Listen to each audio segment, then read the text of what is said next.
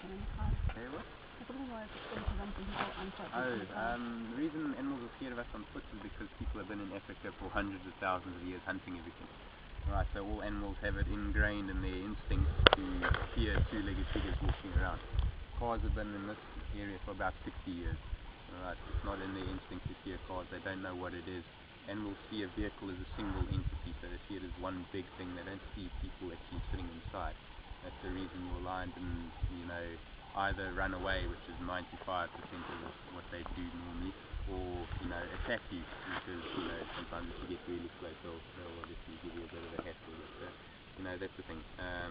Cars have never done anything to the animals, they've got no reason to fear them, and they don't associate it with anything, so it's just, see it as another big animal which they don't really interact with. Yeah, I have a question. Yeah. You've been doing this a long time. Yeah.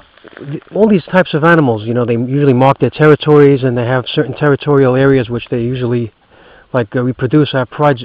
Would you have any idea where they go, or there's no way, they just make up their own mind where they're going to settle, or?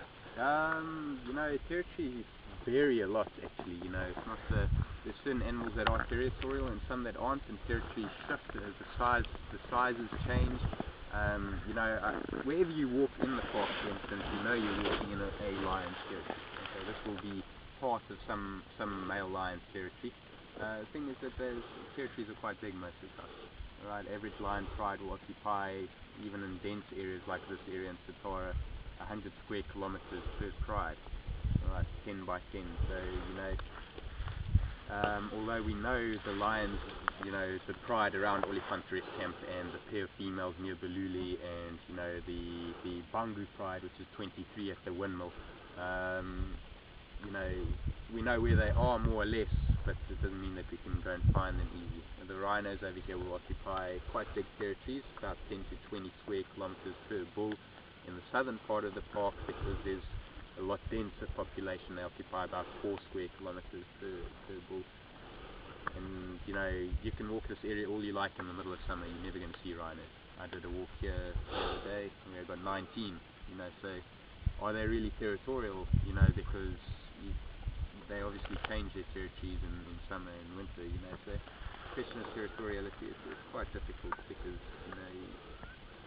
it's also based on food, right? Food sources. The amount of animals you have per unit area is based on the amount of food available. That's why lion prides over here in Satara will be 80 to 100 square kilometer territories, and around Punda Maria and Mapani they occupy 400 square kilometer territories, because it's all based on the amount of food. There's less game because the grass is less palatable, and there's a change in soil type. So everything is based on the soil. Yeah. We're going to be walking in the dark, right? Thanks for telling me now. I thought we're going to get back before it gets dark. Yeah, now he tells us, right?